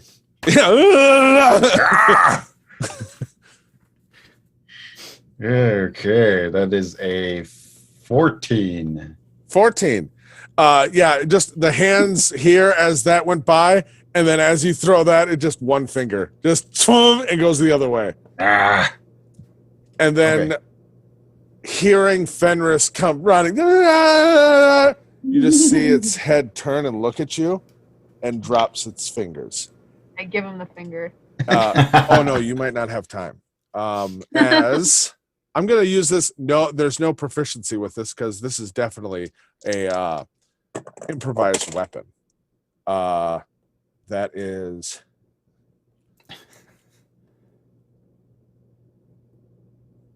So attack roll with an improvised weapon will be a 15. What's your AC right now? Fenris? 17. 17. Perfect. So you're raging right now, Manny, so you will only take 2 bludgeoning damage as it looks at you, Fenris, and puts the fingers down. Manny will go just at like a bullet straight at you. And you drop to the ground just quick enough as Manny goes and hits the ground. And just skids a few feet. Just Veit, make that roll. Actually, with at the moment, still focusing. Hold on, with advantage because he's doing other things too. His focus is not on that. Still not great. 13. No, still. Albrecht is still dragging you back, getting away. Manny, Fenris, what are you two doing? You're like, Manny, you can get to your feet. Fenris, what are you two doing? Quick. Keep this going. I will charge right back at it. Okay, you're getting up, you're charging, you're both charging, coming together. 13. Advantage for both of you, attack rolls. You're working together, you zig and zag coming around each other. It's all of the cool Avengers, someone rolls over someone's back and bounces, you know. Okay, that's a You pick up your 24 sword and shield. Okay. Or your mason Mason shield. shield. Yeah. I'm able to pick up the mason shield. Oh, absolutely. You're working Yeah. together. She kicks it over to the left as she goes in. Yeah. Double All right. 24s. 20 double 24s. Okay, roll that Woo. attack or that damage. Annie? Okay, I got a 24 and a 19 for my 2 Both- attacks. Both hit. Uh, I have to roll, so I need to know damage. So Okay. first. I got I really should learn which concentration dice is checks. which. 9 damage and Long swords are both D8s, unless you're one-handed. Yeah, I was just trying to figure out which one was a D8. That's a 14 DiMaggio Total or individual or total. total? Okay. Oh, wait, sorry. Because you had your 14 modifier to plus each 2. one. 20 damage. 20 damage. Okay. Manny got 9 plus 8 for 17 Perfect. while raging. Oh, wait. Can I use one of my superiority dice Yeah. to enhance my attack? Sure. I don't know what that actually means, but I assume it just You means... add it to your attack roll, so Hell yeah. if you would have missed, but you hit with both. Okay. So I don't need superiority dice? No, not for this one. This would be you. There are specific moves that Okay. you have learned, and you look at those moves. Your superior dice either give you add to the attack or damage, or let you reposition yourself, or give advantage something. Yeah, they do all kinds of stuff. It should be in your features it, area. got it. Okay, good. So Veit, that nail gets pulled out. All right. All that damage getting hit upon it. Right. All of a sudden that all that pain disappears, and you at this point are about 200 feet away from this battle ensuing. Albrecht has you under the armpits as he's dragging you back, and you hear Orsic in the background just skittering and chanting, and as you kind of look back, you can see he is like doing kind of like a tight rope walk on some invisible edge, and just it's like, oh, I could have died. Oh, I'm alive. Oh, almost dead. Oh, almost dead. You know, just, and he's ahead. That'll be the end of that. So actually, you get an actual turn as Albrecht has been dragging you back. What do you do? Okay, well, Veit already lost his grip on the rage, and so he's gone into an unintentional gibbering rage. Okay. Shake free from Albrecht and roll to his feet and start running on his stumpy little legs. Double action, total of 50 feet towards the thing. It's the nearest enemy. Make me a strength roll with disadvantage because Albrecht is going to fight you. DC is 16. With disadvantage, I get a natural 1. Okay, so as you rage and are cursing, he's just like, no, they're buying us time. Wait. Oh, well. Because I'm raging, so I normally have advantage on a strength Oh, check. it'd be a flat roll. Give me a flat roll then. I'm just going to reroll the 1. Actually, that's a 15. Okay. So I said 15 or 16? 15? I don't remember. 15, 16. Let me look at his score. I rolled an 11, and his score is it's 15. Okay, so you meet it.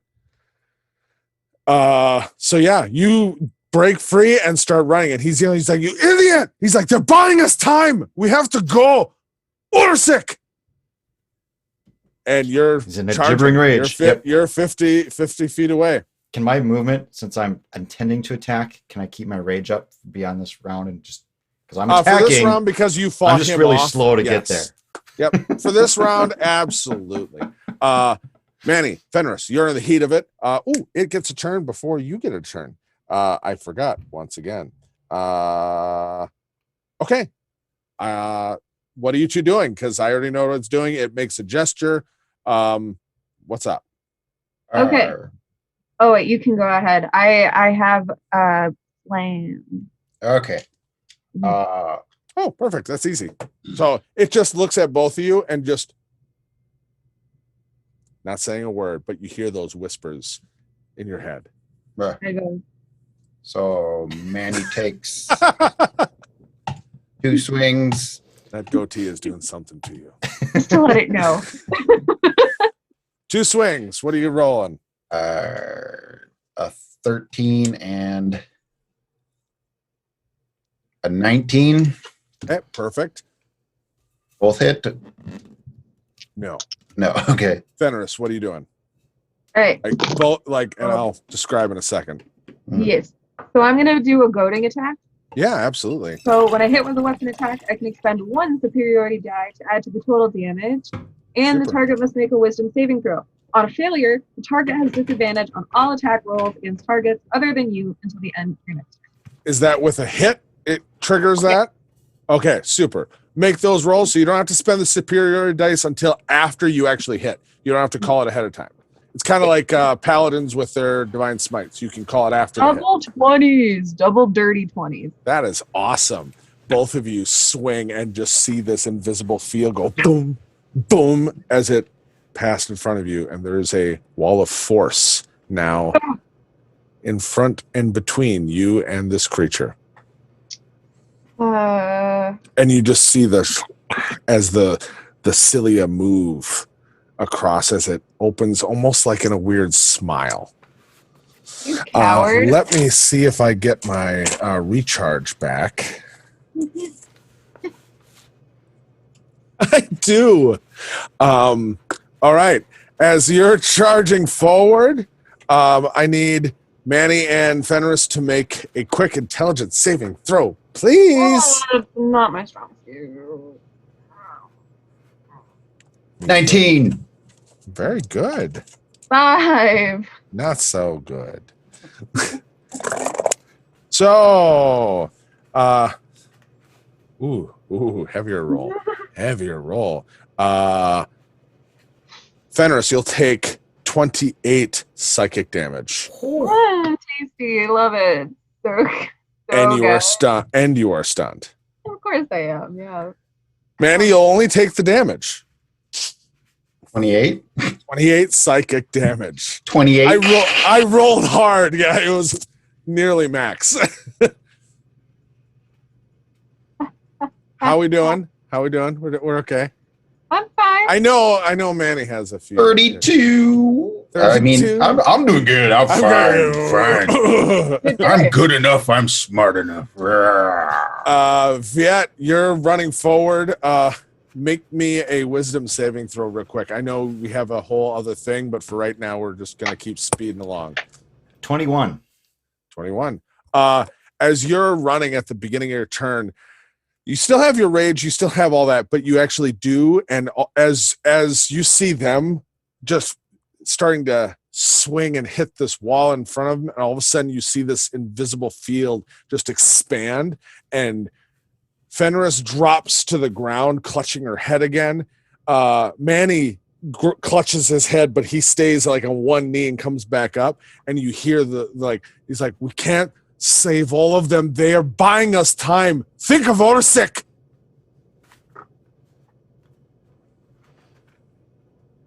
You hear it. You're like, He's still in a rage. I get that. I get all those tracks. Yep. I'm saying this gets through your rage Okay. without doing.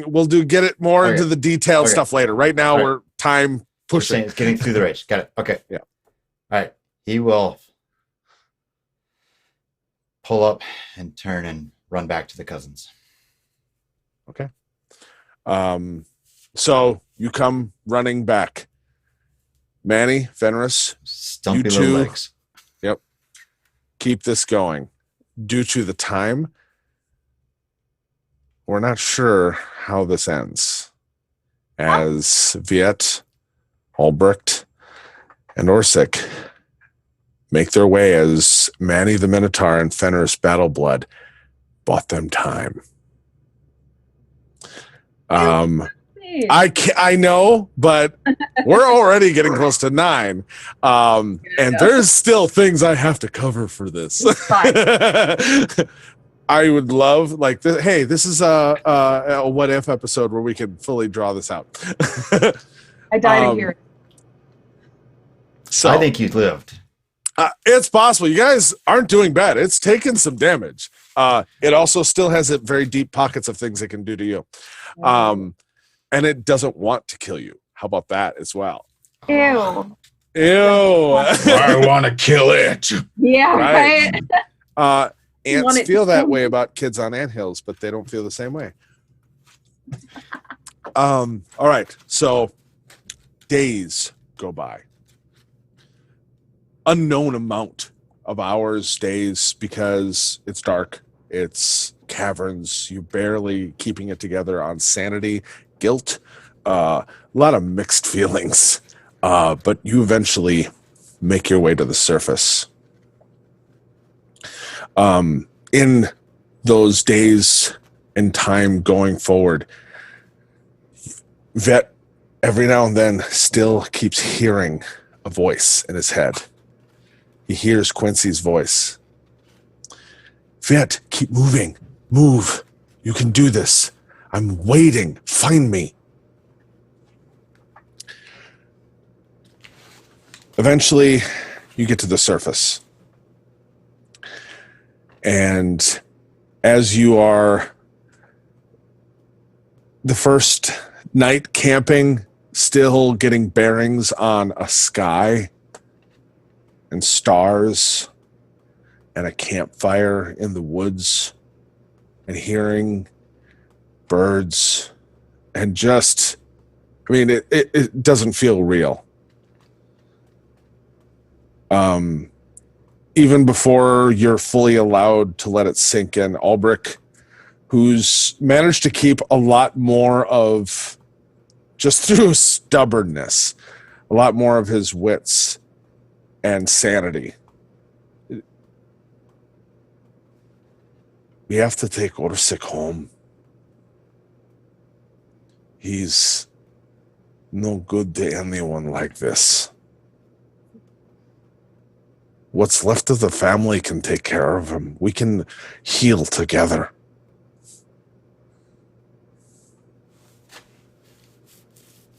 Viet will be just shocked at this point. Yeah, and it's like I know we're home hadn't even come into his head yet. Just out. Yeah. I can't go back either. What do you mean? That's where we need to be. We need to tell what happened to all of our kin. I can't. Albrecht, I can't. I'm not right in the head. I would just be danger to everyone.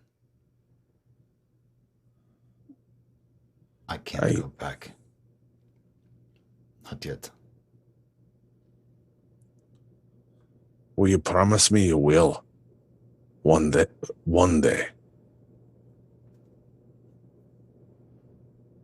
I don't care if we're old men. And you find a way to find me once when no one else is home. Once you step foot in our home before the end. I get it. A lot happened down there. But we're free. I know it feels like it's a curtain that could get pulled back at any time. But once, promise me that.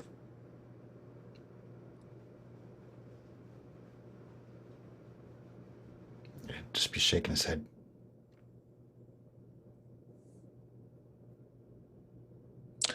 You can see it. He looks really disgusted with you. Like there's a mixture of kind of that mixed feelings of like, there's a part of him that 100% gets it, but there's also another part that like, why couldn't you at least lie to me? You know, they're like, even if he knew you were lying, like there's a part of him that wanted to believe in that fantasy that you'd promise. But he's like, well, in the morning, I'll take Orsic home. I'll tell everyone you're good, but you needed time. We'll keep your stein ready whenever you make your way. He won't make any eye contact as he's saying all this. He's just looking into the fire, but he's always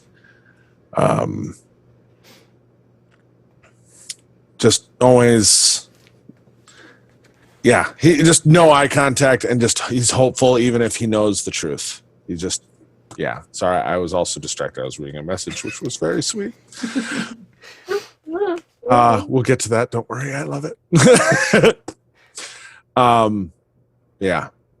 So next morning, Viet was probably no roll needed. I'm going to give you the grace of the DM and say you've had the first dreamless night's sleep. Not a good night, just a dreamless night sleep that you've ever had. Like it's a memory. Mm-hmm. But you wake up hearing a familiar voice again. Wake up. And you open your eyes. And Albrecht and Orsic are already gone. But the pack that you took is there. Doesn't seem like they took anything from it, but get up. As you kind of get up and take stock, you don't know when it happened. But Manny's broken horn is in the pack.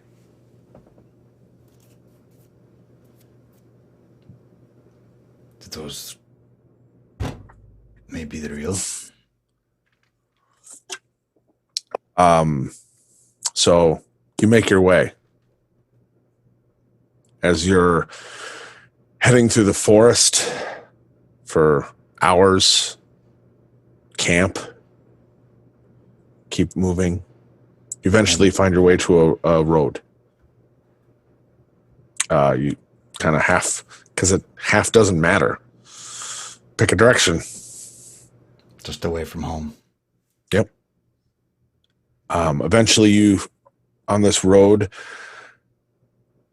see trails of smoke in the distance.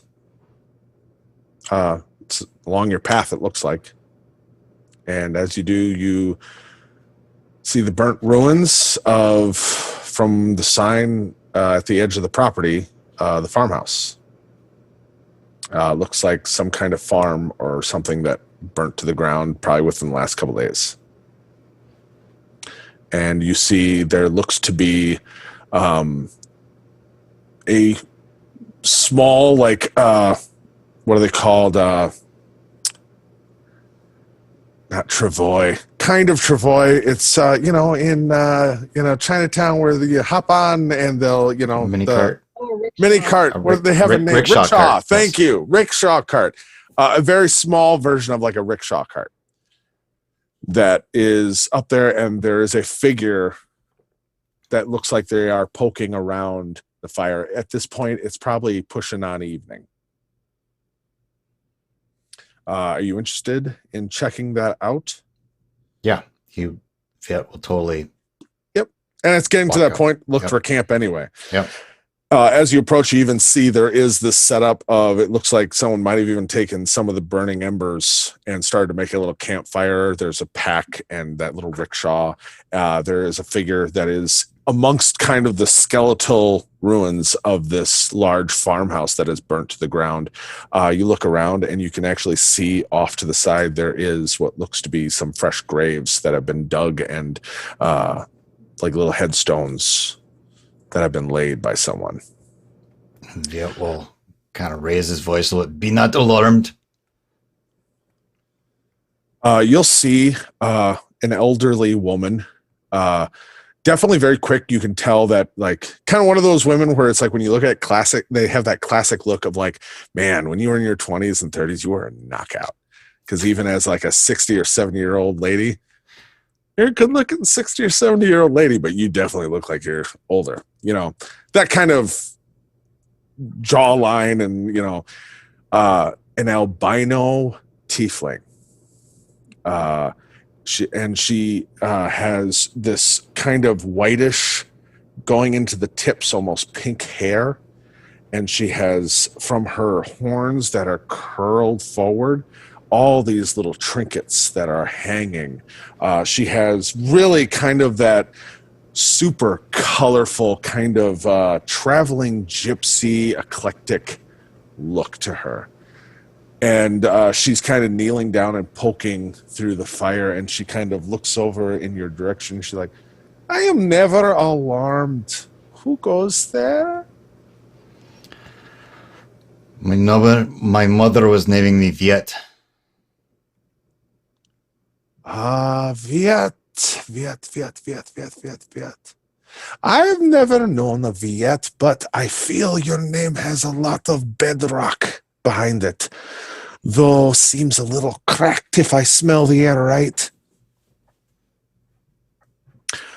She'll walk kind of in your direction towards her own fire and sit down, and she'll come sit. You look like you could use a little bit of rest. You have the smell of wind in your clothes. Sit for a little while. And Veit will feel like very awkward and uncomfortable, but he will go sit down next to the fire anyway. Whether you want to or not. It wasn't that social before this, so, but yes, it's there's some squirrel or something cooking on the fire, and it smells divine. Because you found your pack literally had, like, if hardtack had an expiration, man, it hit it. There's nutrition there. You could live off of it. I don't know if you want to. And it's like, oh, protein. And he probably would have been foraging as he was going along as well. Yeah. So, yes. Whether successful or not, or it's just been primarily berries. Right now, there is cooking meat in front of you. And she kind of sees your eyes. She's like, oh, yeah. Help yourself. There's plenty more. He will dig in. Yes. Yeah, and she'll, as you start to dig in, and she'll be just staring at you, and she's like, so, fortune, I feel, has put you on my path and me on yours. Like I said, you have the wind in your cloak. Do you know the path you walk, or are you looking? I don't know. I am not knowing where I'm going next now. Do you seek to know?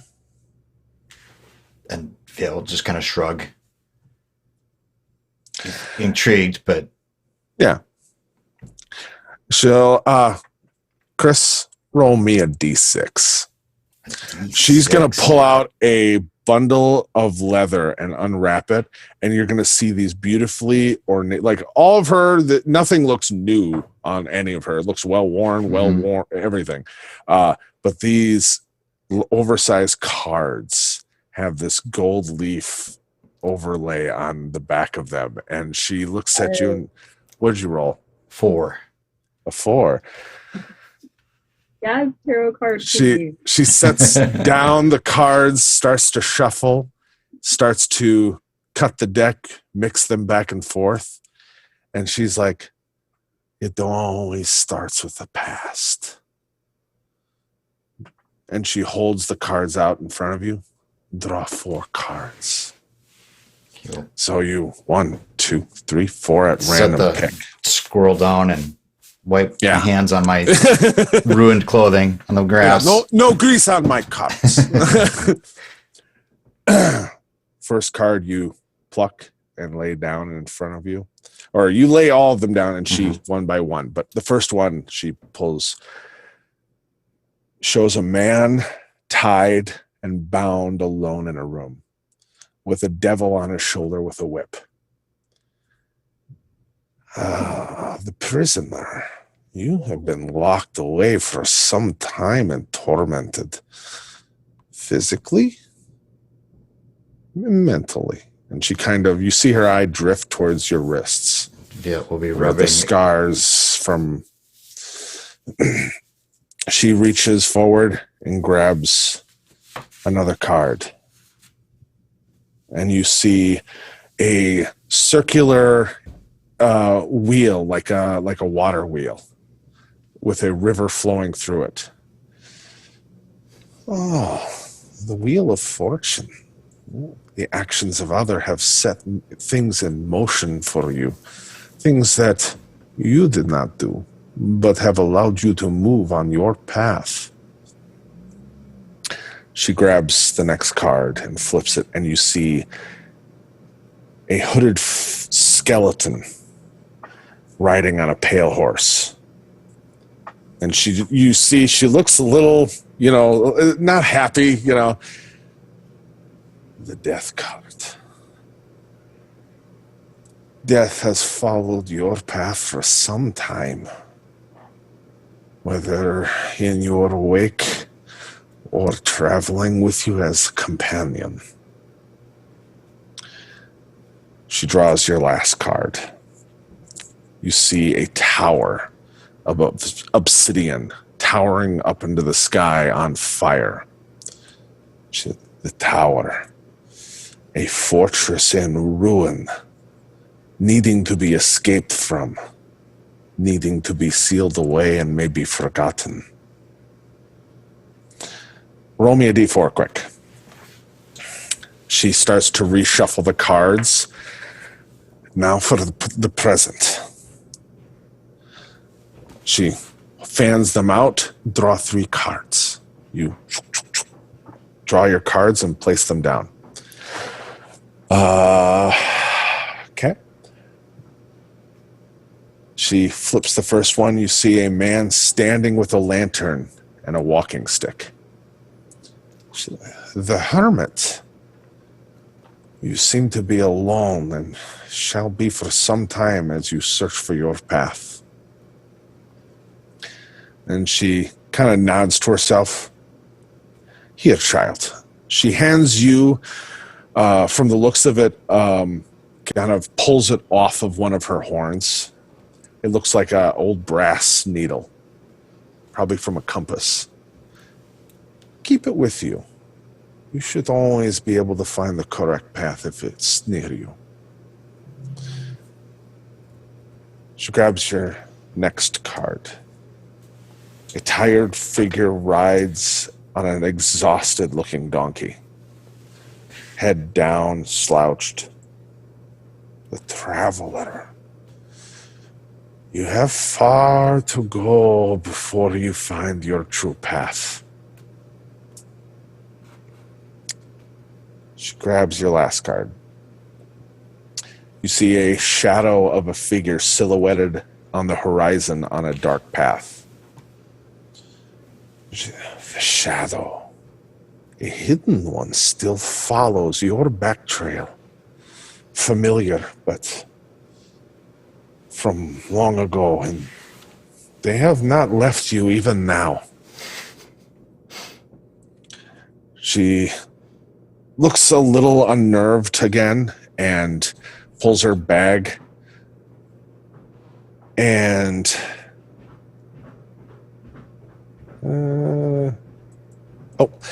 she pulls out what looks to be like the foot of like a crow or some kind of bird, and it's wrapped with some leather around the base of the foot part, and she just, here, this may protect you from, not from the shadow, but maybe from ill intentions.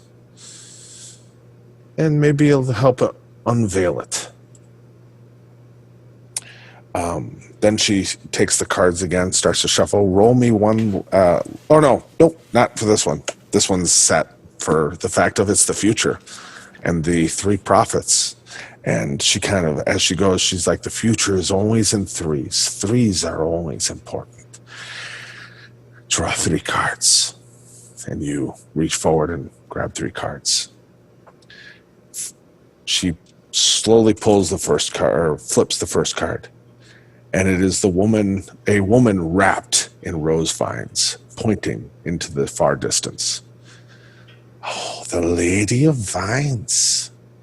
A companion of the earth will be important in your journey. She pulls the next card and flips it, and you see a jester juggling balls, balancing on one foot. She smiles. She's like, a companion of chance and luck will also be on your journey. But as she starts to like lay the card down, she's like, but wait. And you see there seems to be a second card almost stuck to it. And she separates them. And the other card is of a man hung upside down by his foot, dangling over fire. The Hanged Man. This fool may need you as much as you need him on your journey. She starts to flip over the last card, and the wind immediately starts to pick up, and the embers from the fire blow and actually ignite the card. Oh. And as she quickly is kind of shielding her own eyes from the embers, as the card goes up in flame, you see the face of a smiling devil. You can sees it as well and quickly makes a few warding gestures, and then looks, and you see on the card that is smoldering, curling up, you see there is a raven's feather that has landed right next to it. And she looks very distracted and is making a few gestures and grabs the feather, rips off some of her hair and wraps it around. She's like, here, take it. And then goes into her bag real quick, takes out a small vial and just tips it like you put cologne on, and then takes a small swig, and then here, it's holy water. Put some on now, save the rest for later. This, not good omens. We should, and she starts to gather her stuff. She's like, I am not comfortable with any of that. You are too noticed by fate for my comfort. Enjoy squirrel, enjoy presents. I wash my hands. And she grabs her rickshaw and starts heading out. All right. This is just a whirlwind for Veit. So, Yeah. 10 years, it's more or less same prisoners, except the ones who keep dying. Yeah. And now this whirlwind of a woman coming, he's just kind of stunned. And as she's pulling away, thank you. Don't mention it, please. Never mention. And she starts to go down the road. Yeah. Oh, I like the way you came. And as you kind of are still shocked and you see, actually, she goes down the trail you came. And as she gets about 50, 60 yards, it's getting to sun is pretty much down. There's barely any light. You see her walk and then stop, look around, and then literally turn off into the grass and start to walk off. And you just hear the distance, dirty path, dirty path. So you sleep there. Because I'm exhausted. Because this is all this walking is. Yeah. Yes. Whether it's a dream or you wake up in the middle of the night on that whirlwind of fortune, at a certain point, you wake up and there is a little figure huddled by the fire, warming its hands. As you kind of, dreaming or wake up and look more carefully, it looks like a humanoid ape lizard that's maybe the size of a puppy. That's just perched with its feet. It's think like a miniature golem, Yep. or gargoyle, just perched, hands towards the fire. And the funny thing is, as he puts his hands in the fire, the fire actually avoids his hands, and it's almost as if fire is being like, fuck you, just nope. And he just looks. Veit would immediately roll to his feet, drawing the warhammer, just because that's his default wake up. And he's like, hey, Who are trying to you? get warm here. Me? Who are you being? Who am I being? I'm Sully. You're Veit, right? Veit.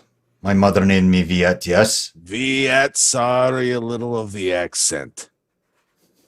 Veit of unknown disclosures from wherever that found your way to the wherever from wherever due to some figures that you know nothing about, but my particular master is kind of down with what they did, and so I was sent here for you. Are you Veit?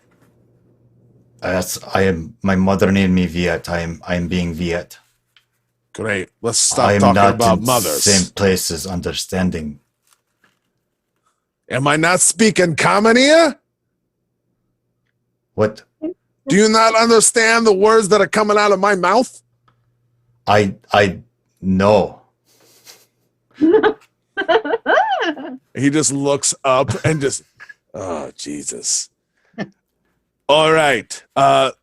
Do you mind if I do a thing, put us in a little bit better of a space to have this conversation? Do you know this is real? No. Oh, shit. All right. Let's Kind of reach out and try to poke at him. Hey. You feel his hand slap him. He's like, hey, I'm not touching you. You don't have to touch me. I get it. I'm small, but I've got my own personal bubble. I appreciate it. What? Who are you? Who are you being? Sully of the hold on. And you see him reach as if there's a bag on his hip that's not there.